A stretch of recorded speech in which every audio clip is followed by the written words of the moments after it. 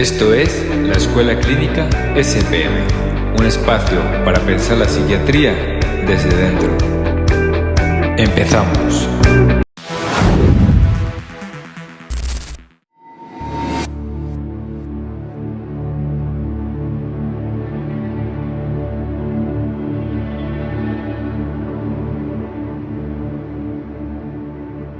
Abrimos la sesión con una pregunta que es: ¿y si el amor también se piensa desde la clínica?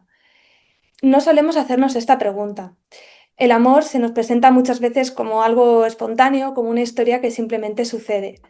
Pero en la clínica aprendemos que no todos aman igual, que hay modos de amar que hacen sufrir, que se repiten, ¿no? Que siguen un patrón, que se escapan o que se buscan con desesperación. El psicoanálisis nos muestra que cada estructura clínica tiene su forma de amar. El histérico, por ejemplo, siempre está en el casi, ¿no? Quiere, pero no se entrega del todo, desea, pero goza más del anhelo que de la propia satisfacción. El obsesivo, en cambio, pospone, piensa, duda, y el amor se le queda en la cabeza.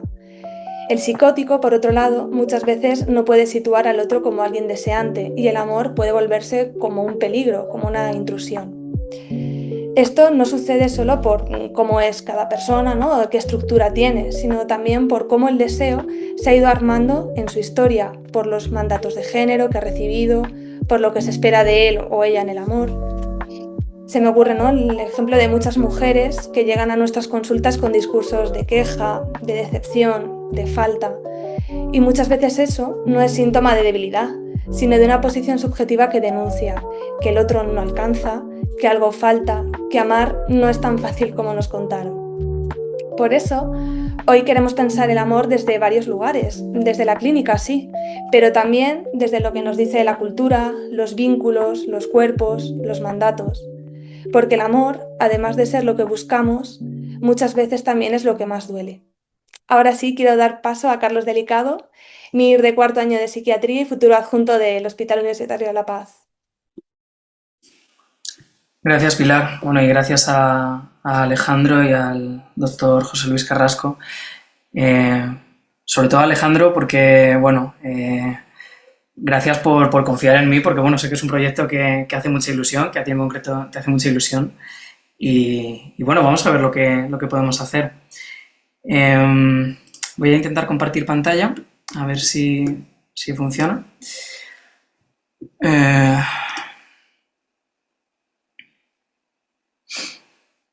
Vale. ¿Lo vemos todo? ¿Se ve bien? ¿Se me ve bien? Genial. Voy a probar a pasar. Perfecto. Bueno, hacía una introducción ahora, Pilar, muy interesante sobre las distintas formas de amar, distintas estructuras de personalidad, que es un poco de lo que va este bloque. Yo le estuve dando muchas vueltas, no sé exactamente cómo terminó surgiendo la idea de hablar del amor. Creo que Alex me lo propuso casi espontáneamente y me venían muchas ideas a la cabeza de qué se podía hablar. Es verdad que al final he acabado haciendo una cosa que puede ser un poco abstracta y que creo que, bueno, que puede ser interesante para introducir campos de conocimiento, campos de saber desde un sentido interdisciplinar, que es algo que a mí me parece súper valioso en esta práctica nuestra, en esto que hacemos.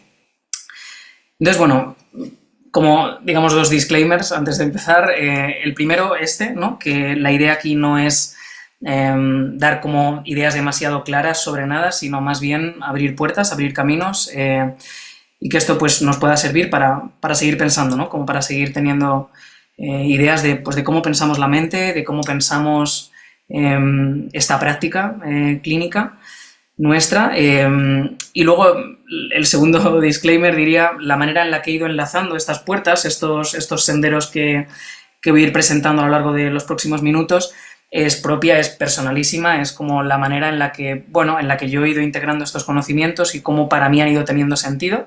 Y esto quiere decir que no tiene ninguna evidencia más allá de que a mí me ha servido integrarlo así, ¿no? Como que para mí ha tenido sentido integrarlo de esta forma. Entonces veréis que hay elementos desde la biología, la física, el propio psicoanálisis también, bueno, y otras formas de estudio de la psicopatología, ¿no? Entonces, bueno, vamos a empezar.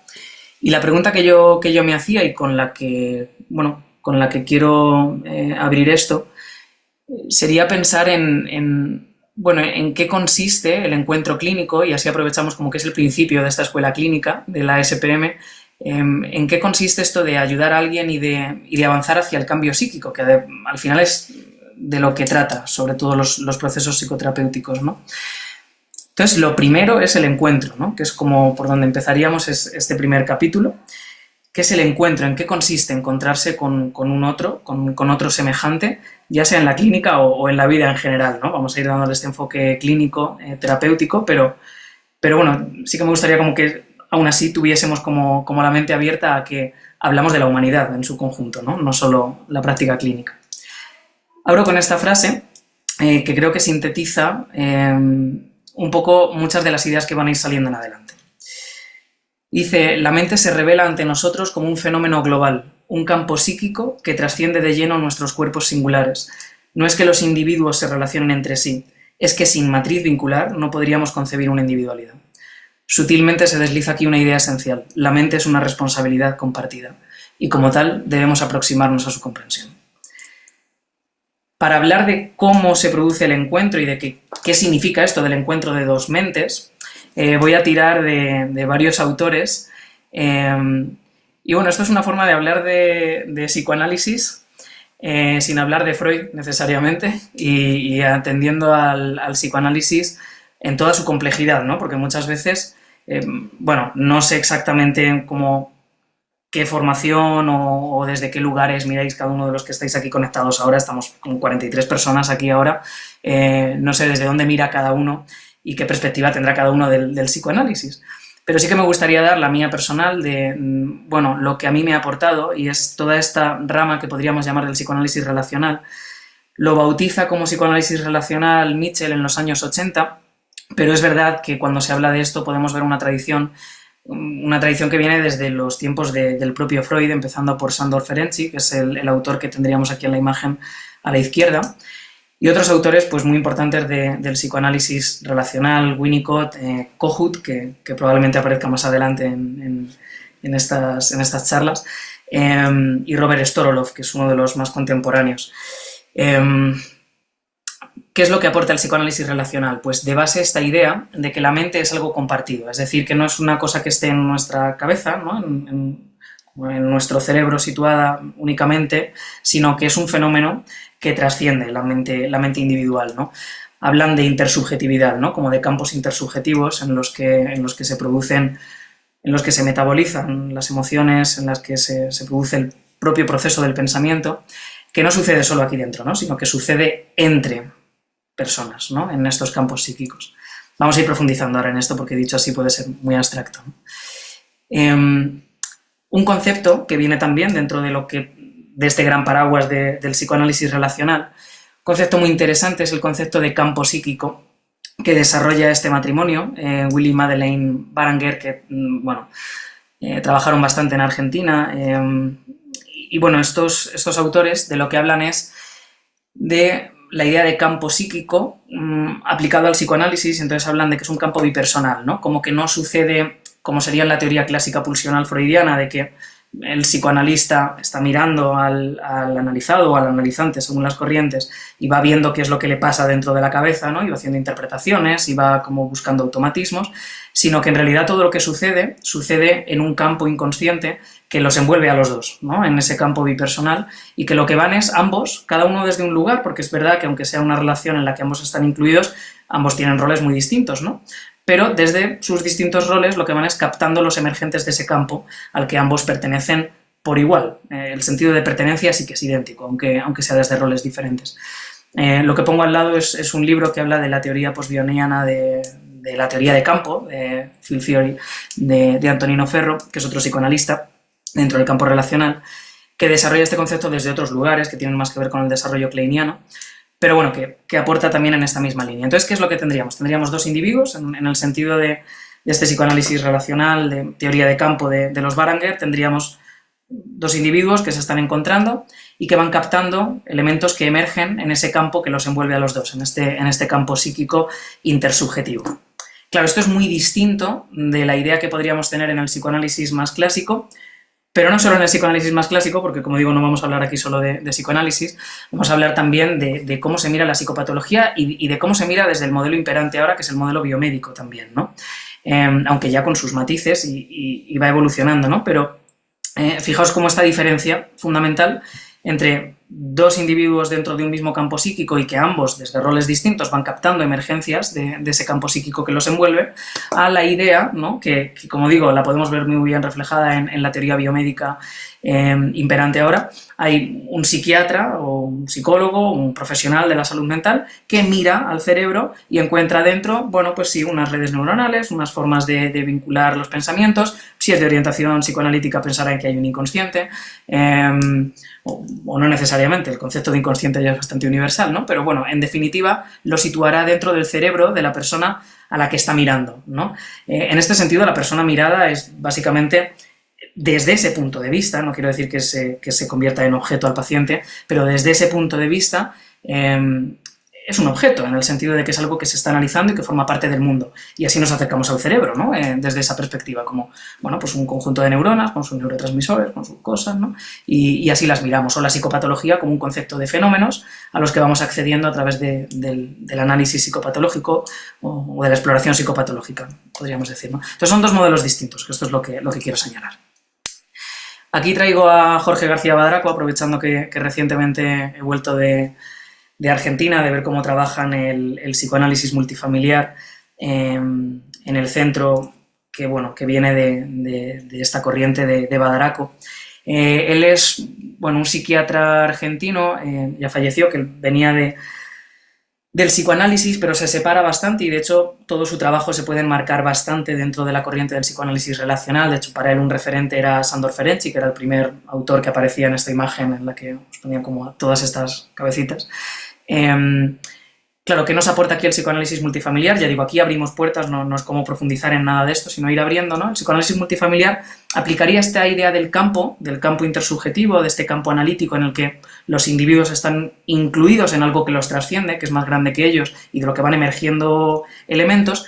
García Badraco lo que hace es hacer esto un poco más grande, en el sentido de que la imagen que aparece aquí sería una sala grupal de donde se desarrolla actualmente este psicoanálisis multifamiliar, pues por diferentes familias con pacientes identificados. Tendríamos el mismo esquema que os ponía antes, pero con múltiples personas, ¿no? Esto ya nos da una idea de cómo podemos pensar la mentalidad a nivel global, ¿no? Como lazos humanos, redes humanas, de las que van emergiendo contenidos que se pueden expresar a nivel individual, pero que también tienen su parte en el campo intersubjetivo, ¿no? Como un doble nacimiento, que dicen en la antropología cultural, como un doble nacimiento social o cultural e intrapsíquico, ¿no? Como dos nacimientos que se dan de manera simultánea. Vamos ahora a la parte que es como la más abstracta y a mí me parece la más chula, que es la idea del fractal. ¿Qué quiere decir esto del fractal? Un fractal, básicamente, me gusta mucho esta imagen que es de un cómic de Alejandro Jodorowsky, El Incal, y dice así uno de los personajes: por el hormigón esto no hay quien lo entienda. Nos metemos en un interior y nos encontramos en un exterior. Yo la primera vez que leí esto me pareció fascinante, porque es una cosa que le da muchas vueltas, ¿no? Y que dices como esta dificultad de, ¿no?, qué es lo interior y qué es lo exterior, ¿no? Y cómo parece que mismos patrones, mismos elementos se repiten a distintas escalas, dentro, fuera, ¿no? Claro, en este sentido, un fractal, lo que pongo aquí, esta imagen en movimiento que veis a la derecha, es el complejo de Mandelbrot, que es como el ejemplo típico de fractal. Lo que quiere decir es que conforme vamos cambiando la escala de análisis, la escala en la que nos enfocamos, podemos ver cómo patrones idénticos o semejantes se van repitiendo. Si miras esta imagen lo suficiente tiempo, aparte de igual marearos un poco, también podéis ver cómo se van repitiendo patrones a distinta escala. Claro, aquí podemos pensar, igual que decíamos hace un momento, distintos individuos forman parte de un mismo campo psíquico que los envuelve, y si dentro de los campos psíquicos de cada uno de esos individuos también hay como personitas, ¿no?, como distintas entidades que están en contacto interiormente. Aquí nos sirve mucho la teoría de Kohut. Es psicología del self, ¿no?, aunque la enmarcaba antes porque es el punto de partida del intersubjetivismo en el psicoanálisis relacional.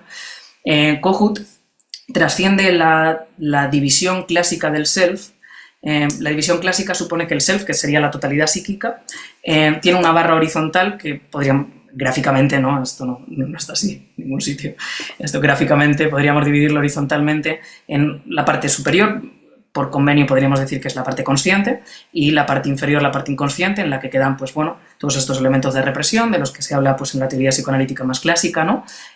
Todo aquello que tiene que ver con la pulsión menos elaborada, en fin, estas cuestiones. Kohut lo que hace es que propone las líneas de escisión vertical, que son estas que aparecen aquí. Propone, y si aparte de tener un consciente y un inconsciente, y si tenemos distintas facetas de la personalidad, es decir, si tenemos distintas caras, ¿no? Distintos aspectos de nuestro self que se manifiestan en distintos contextos. Esto, claro, podemos, ¿no? Como decir, estas personas que veíamos antes en el grupo análisis, o bueno, en el análisis multifamiliar de Badaracco, de repente están aquí dentro de la cabeza, ¿no? En el self. Por esto la idea del fractal, ¿no? Como que lo mismo que podemos ver fuera, en la interconexión entre humanos, la podemos ver dentro, en la interconexión que se da entre las relaciones de objeto que hemos interiorizado, ¿no? Las que están dentro de nosotros, que se vinculan también como grupos internos, ¿no? Esta idea de que la mente funciona como un grupo interno no es solo de Kohut, ni muchísimo menos. De hecho, Kohut pone bastante el énfasis en que esta grupalidad interna puede ser derivada de elementos traumáticos que hacen que se carguen distintas partes de la personalidad y se escindan, ¿no? Esto se ve muy bien en el trastorno límite de personalidad, aprovechando que estamos en este bloque de trastornos de personalidad, como esta idea de la escisión, ¿no? Como de muy bueno o muy malo, o agresor-víctima, ¿no? Como estas... Pero bueno, otros autores, y ahí es donde enmarco yo un poco más la idea que quiero transmitir, proponen que el self es así por naturaleza, entre comillas, ¿no? Es decir, no es que sea el resultado de un trauma, que el self esté escindido, sino que el self en sí mismo funciona así, con diferentes estados del self, que serían estas barras verticales, es decir, que la grupalidad interna es un hecho del psiquismo, y que es verdad que en condiciones de armonía, y esto es a lo que vamos a partir de ahora, hay una coherencia interna en la que el self se expresa como un todo, y que en condiciones en las que algunas de estas partes están más cargadas, ese todo no se ve tanto como un todo, sino como algo fragmentado, y ahí es donde es más evidente en la clínica. Pero que en cualquier caso, de fondo, todos tendríamos esta grupalidad interna, ¿no? Y lo podemos pensar en nuestra cotidianidad, ¿no? Cómo nos comportamos de maneras distintas según contextos.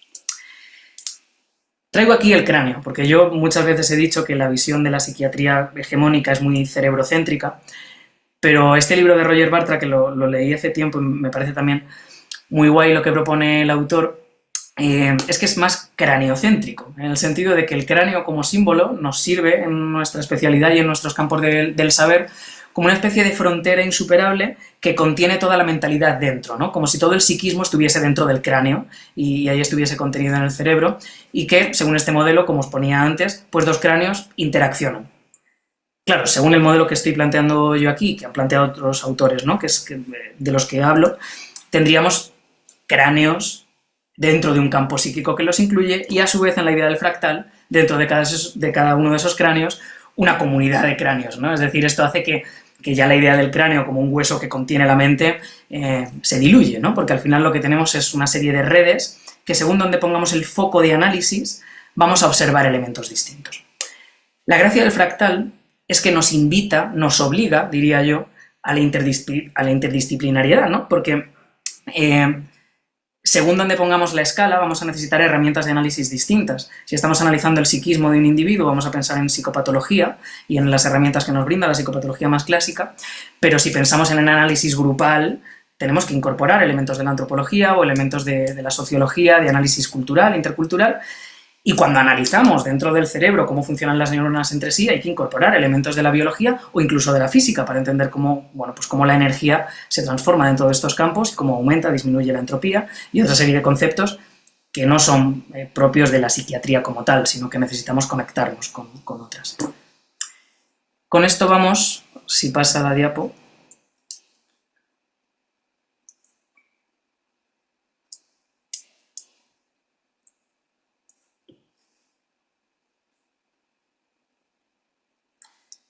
Se ha desconectado un momento. Bueno, ya estamos.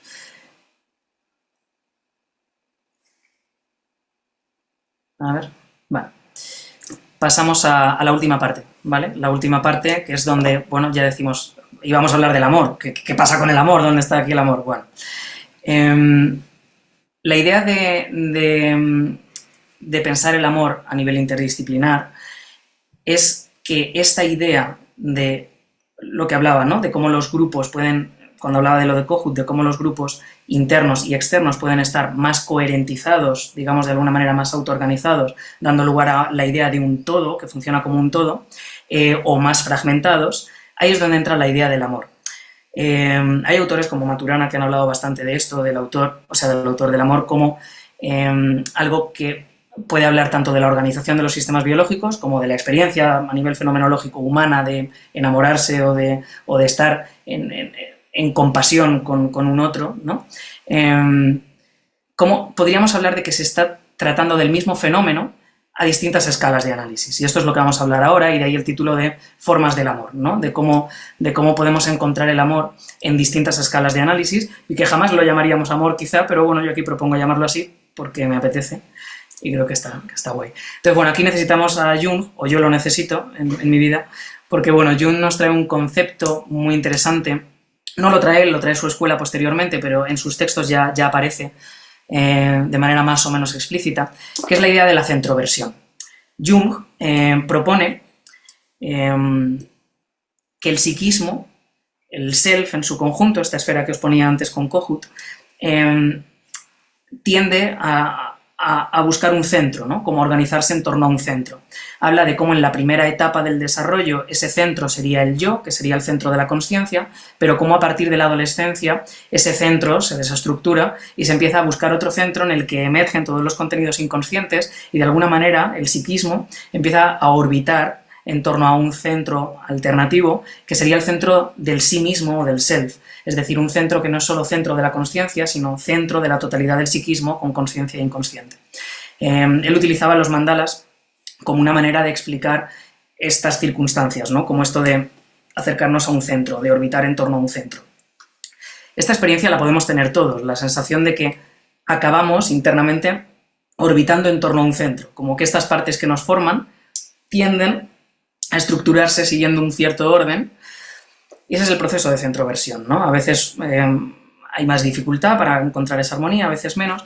Lo interesante del concepto de centroversión es que si bien Jung lo aplica al psiquismo, que sería la escala psíquica de análisis, es un concepto que aparece en muchos otros lugares.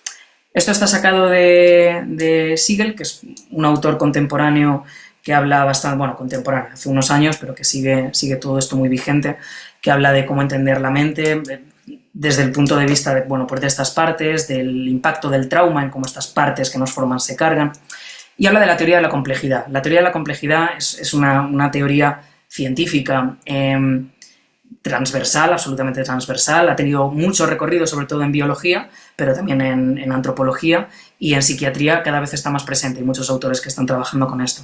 Él nos dice que la teoría de la complejidad ha sido aplicada al conocimiento de sistemas que pueden variar desde las moléculas hasta los sociales. Ya tenemos aquí esto que buscábamos, ¿no? Como algo que nos permita, un concepto que nos permita viajar a distintas escalas dentro de este fractal, ¿no? Dice, esta perspectiva ha sido aplicada a una variedad de sistemas inanimados y animados en un intento por entender su naturaleza, a menudo imprevisible, pero autoorganizada. Esto de la autoorganización es la idea del sí mismo y la idea de la coherentización del self, ¿no? Esta idea de que, aunque haya partes del sistema, nos imaginamos una red con nodos, esa red funciona como un todo armónico, ¿no? En el que no estamos tan centrados en las partes o en cómo las partes se pueden enfrentar entre sí por segmentos, sino un funcionamiento global. Dice, los sistemas complejos dinámicos presentan tres características. Son autoorganizados, ¿no? Tienen propiedades autoorganizativas, no son lineales, esto quiere decir que la teoría causa-efecto, que tiene mucha presencia en la psiquiatría actual, no nos serviría para entender cómo funcionan los sistemas según la teoría de la complejidad, y presentan patrones emergentes, ¿no? Esto que hablábamos antes de cómo dos personas incluidas en un campo psíquico bipersonal, que los incluye a los dos, van captando emergencias, ¿no? En su consciencia, pero son emergencias de ese sistema. Hay muchas maneras de entender la autoorganización según la escala de análisis. Si miramos a nivel de sistemas biológicos, y aquí traemos la teoría de Stuart Kauffman, insisto, son puertas que se abren para que, bueno, pues que cada uno vaya recorriendo estos senderos si le interesa. Habla de los cierres de la biología y de cómo de lo inanimado nace lo animado, ¿no? De cómo se genera un cierre de restricciones que hace que de repente una serie de reacciones físicas que no tendrían sentido, más allá de seguir las leyes físicas, empiezan a funcionar como un todo kantiano, dice él, en el sentido filosófico del todo kantiano, que quiere decir que el conjunto de ese sistema es mayor que la suma de sus partes, es decir, tiene una propiedad diferente, y por eso en biología podemos hablar de que los sistemas sirven para cosas, no simplemente están ahí. Nadie diría que la Tierra orbita alrededor del Sol para que haya invierno y verano, estamos en el campo físico, pero sí que podríamos decir que el corazón bombea sangre para que el cerebro tenga una irrigación constante, ¿no? Esto que parece como de perogrullo, tiene mucho sentido porque marca una diferencia, ¿no? Entonces aquí empezamos a hablar de esa autoorganización, de cómo hay un propósito y cómo las partes de un sistema se coherentizan, entran en cohesión, para dar lugar a la propiedad emergente de ese todo, que sería el self en el caso de él, ¿no? En la biología podemos entender cómo estos sistemas evolucionan, que es lo que veríamos aquí, a través de un proceso que podríamos llamar de aprendizaje, porque son redes que según cómo se van relacionando con el entorno, van modificando su estructura, ¿no? Esta modificación de la estructura va buscando una mayor armonía interna en contacto con lo externo. Esto es evolución, esto es aprendizaje. Este autor del que saco esto, que es Richard Watson, es un biólogo que trabaja mucho en esto y habla de que la cognición sería un concepto que se podría aplicar a múltiples niveles. Un poco lo que pretendo yo hacer aquí ahora con el amor, ¿no? Como que el amor es algo que se podría entender a múltiples niveles. A nivel psíquico, esta autoorganización de los sistemas se expresa como estados atractores de los sistemas, como estados de la mente. Es decir, cada una de las tendencias del sistema, cada una de las propiedades que van emergiendo del sistema, serían estados de la mente, que sería esto que Kohut planteaba como las distintas facetas de la personalidad. Podríamos hablar de distintos estados atractores, es decir, distintas tendencias de la mentalidad, que serían esas partes, y de una gran tendencia global, que sería el concepto de centroversión de Jung, que hablaría de cómo todas esas partes, aparte de sus distintas tendencias, tienen una tendencia global, que sería el sentido del self, el sentido de cohesión interna. Claro, aquí el self, ese sí mismo junguiano, está formado por partes. Lo interesante de cada una de estas partes es que estas tendencias de las que hablo, de cómo el sistema se tiende a organizar, pueden ser más o menos profundas y podemos utilizar el concepto del espacio-tiempo, de cómo se curva, ¿no? Tomándolo prestado de la física. Pues, por ejemplo, el campo gravitacional, la curvatura de la Tierra, pues es mucho menor que la curvatura del campo gravitacional del Sol, y sobre todo la curvatura más potente sería la de un agujero negro, que aquí me gusta asemejarlo al trauma, es decir, partes del self que están estancadas en cuencas de atracción tan grandes que no permiten que emerja el self en sí mismo. Es decir, está tan cargada esa parte que lo que tenemos es una parte muy extendida, muy evidente, muy presente, que es lo que Badraco llamaría el personaje, pero no estamos viendo el conjunto de la persona, no estamos viendo el self, porque ese trauma, esa carga, esa cuenca de atracción tan grande, está estancando a una de las partes del sistema y aislándola del resto, de manera que la propiedad global del sistema no se está expresando. Así, podríamos hablar de cómo las distintas escalas, esto es una cosa que, bueno, ya la presenté en uno de los foros psiquiátricos, este mismo esquema, que habla de cómo en ese fractal podemos encontrar que a nivel físico, biológico, hablaríamos de autoorganización de sistemas, siguiendo la teoría de sistemas. A nivel intrapsíquico hablaríamos de autocompasión, es decir, de la capacidad de que las partes internas entren en resonancia y emerja el self en su conjunto, y no haya esta discusión entre partes, por así decirlo. Pasaríamos luego a la compasión, cuando hablamos de la conexión entre personas, es decir, ya en el mundo intersubjetivo del que hablábamos al principio, y cuando volvemos a subir a los niveles sociales de autoorganización de modelos culturales, podríamos volver a hablar de autoorganización, ¿no? En un sentido más matemático, más purista. A ver, que ahora no me pasa. No sé por qué no me pasa. A ver. Ahora. Entonces, ¿qué implicaciones clínicas tiene esto y a qué me refiero cuando hablo de la responsabilidad compartida sobre la mente? Claro, si nosotros nos planteamos el modelo de atención a personas con sufrimiento psíquico como algo en lo que estamos participando en un proceso de autoorganización, hay una consecuencia fundamental, y es que pienso en un paciente psicótico con un diagnóstico de esquizofrenia, si queremos seguir un diagnóstico de SM, está tan sumamente escindido en este carácter traumático de la escisión que las partes de su sistema intrapsíquico están desconectadas unas de otras. No están pudiendo armonizarse, no están pudiendo entrar en una relación amorosa entre ellas, sino que están diciéndose cosas las unas a las otras. Y de ahí podríamos entender la fenomenología de la psicosis, es una forma de entenderlo. Desde este modelo, si nosotros lo que hacemos con el psicótico es sacarlo de la sociedad o mirarlo desde una perspectiva de objeto cerebral enfermo, o digamos solo de esa manera, estamos haciendo en el campo externo, en el campo intersubjetivo, lo mismo que le está sucediendo en su campo interno.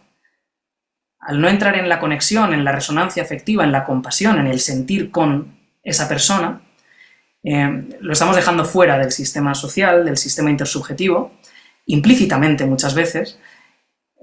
De alguna manera estamos replicando el patrón de escisión interna.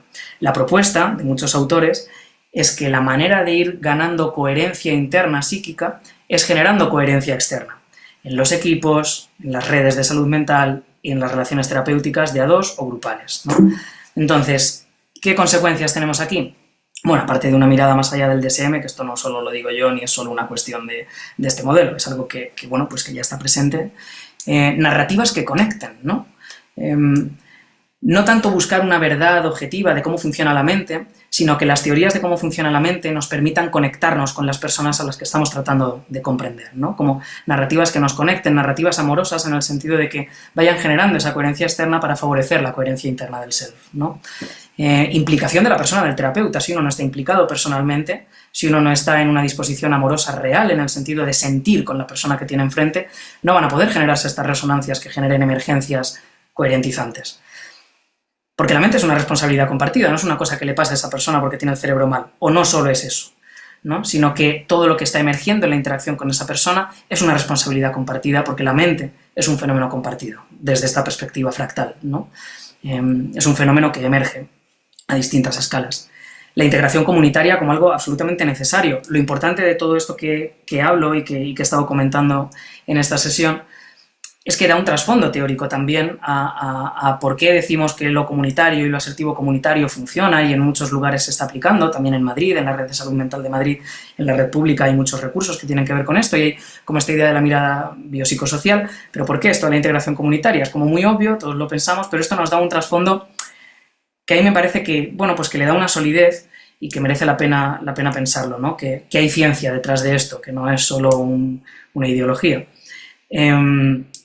La compasión como elemento central, no como una herramienta para vincular, sino como algo absolutamente central. En fin, sensibilidad a lo universal y también a lo contextual de cada uno. Cómo a través del contexto particular de cada paciente, de cada persona a la que acompañamos en su sufrimiento, captamos lo universal que nos conecta con esa persona. Para terminar, simplemente os dejo por aquí algunas ideas concretas, prácticas de cómo trabajar desde aquí, ¿no? Cómo trabajamos entonces desde el amor, cómo trabajamos desde la compasión, entendiendo el amor a todos estos niveles, ¿no? De los que he ido hablando hasta ahora. Este libro es de un autor que es Richard Schwartz, que parte del intersubjetivismo, tiene su punto hippie, que bueno, bien, pero es verdad que propone líneas de trabajo que a mí personalmente me parece que tienen mucho sentido y que aplicadas a la práctica creo que dan como cosas muy bonitas. Él habla precisamente de esto, de cómo las partes que nos forman de manera natural ante eventos traumáticos pueden estar muy cargadas. Y estas cargas dividen a las partes que nos forman, dice el autor, en exiliados, directivos y bomberos. Es decir, partes vulnerables que están exiliadas, fuera de la conciencia o con las que tememos tomar contacto, directivos, que serían como los que tratan de ordenarlo todo y como estructuras más rígidas, que tratan de poner en orden el sistema pero sin tener en cuenta la totalidad, y bomberos, que son los que aparecen para apagar el fuego. Autolesiones, sobreingestas, incluso la ideación autolítica se puede entender como una parte bombera que trata de evadirse de un malestar, ¿no? en un momento concreto. La idea de este autor es que tenemos que trabajar con todas estas partes con compasión. Dice, de hecho, esta frase que a mí me parece muy bonita, dice: necesitamos un nuevo paradigma que muestre convincentemente que la humanidad es intrínsecamente buena y está verdaderamente interconectada.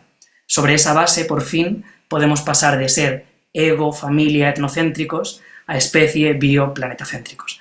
Es decir, girar el foco, ¿no? de una idea de lo que le pasa al individuo y yo como terapeuta voy a ver si le puedo ayudar metiéndome en su mente un poco y a ver qué pasa, a decir, bueno, esto es responsabilidad de todos y lo que emerge en la mente de uno tiene que ver con el sistema humano en su conjunto, ¿no?